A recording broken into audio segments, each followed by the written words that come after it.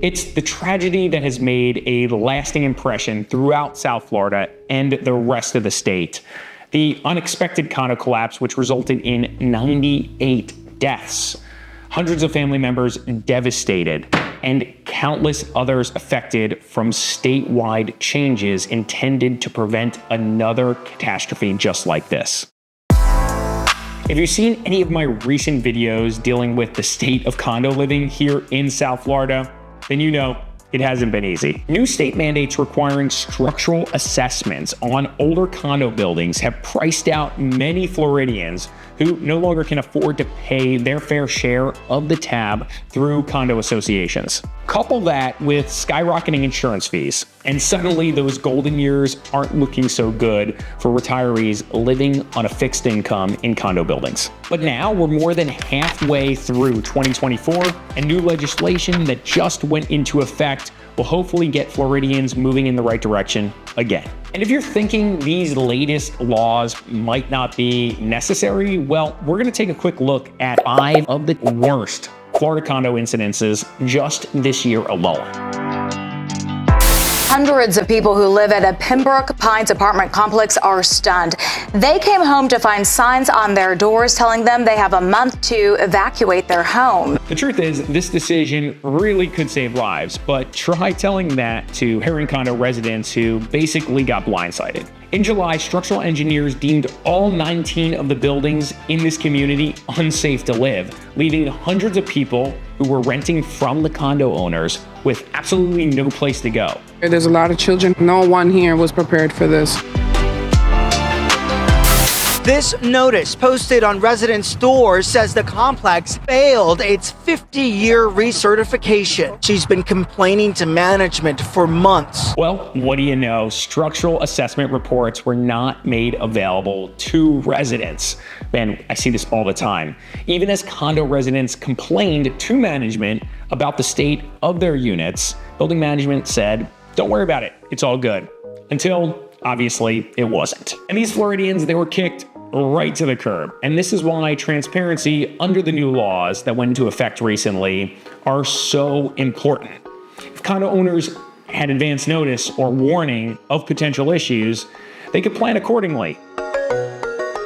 And what's worse than paying these exorbitant fees to these associations, doing it and having absolutely nothing to show for it?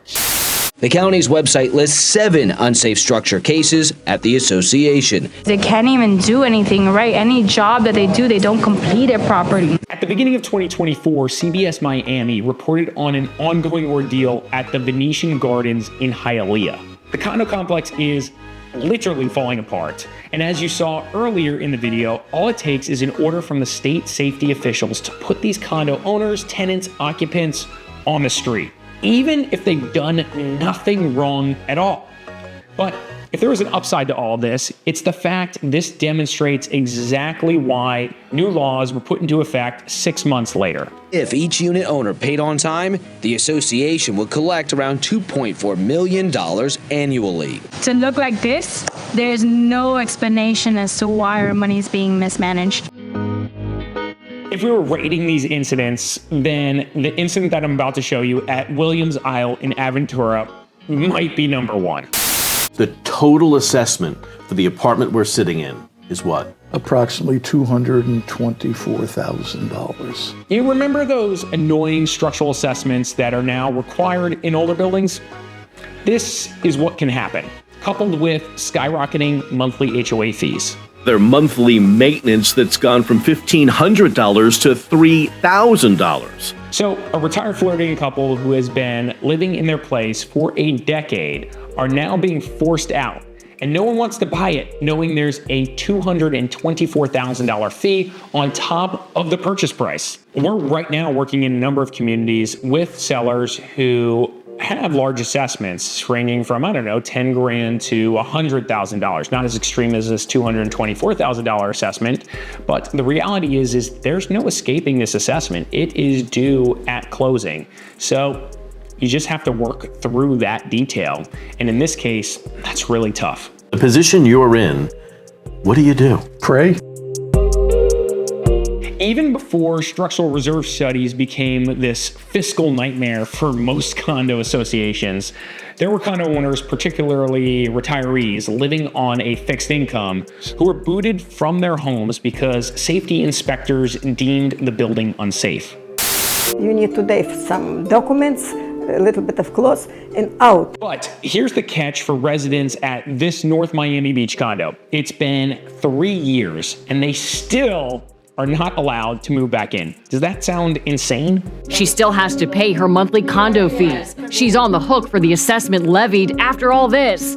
And now she still has to pay rent on another apartment after housing assistance ended. It's impossible what they do to us. After all these horror stories of condo living in South Florida have come out, I have friends, family, clients that ask me if I think living in a Florida condo is worth it. And here's my honest take on the situation. If you are considering buying a condo, that's great, go for it, as long as you understand what you are buying. And that's where it's important to get with a professional, such as a real estate broker, that really understands that asset type and can help you make good decisions and can help you evaluate the different buildings or the different condo units you are looking to buy. That way you don't end up in a bad situation 6 months, a year from now with major assessments or insurance hikes, etc., etc. You've seen the worst of the worst situations in this video, but the reality is there are many condo buildings that are managed properly and well kept. Now, however, the condo market in this moment is in a bit of flux. Inventory has gone through the roof, things are changing. And listening to the state officials and making my own observations of this ongoing ordeal, it seems like this time period, unfortunately, may be a necessary evil to get to a healthy market. In other words, we've had too many irresponsible associations or just poor decision-making on the boards that have put people's lives at risk because of resource mismanagement. The tragedy at Surfside was a glaring symptom of a much larger problem, and by getting board members into a more standardized method of keeping everything transparent, we will hopefully not have another statewide debacle just like this one. And I'm sure this isn't going to prevent every financial crisis with homeowners associations, but at least residents may have a better idea of what is coming so they won't be so blindsided by state officials when the board fails to do its job. There you have it, guys. Those are my thoughts on the Florida condo crisis. What do you think about it? Leave your thoughts in the comments below. I'm curious to hear what you have to say. And if you found value from this video, hit the like button. If you want more content like this, please subscribe to Discover South Florida. I'm Larry Mastrapuri, broker owner of the Mastrapuri Group based right here in South Florida. I will see you guys on the next video.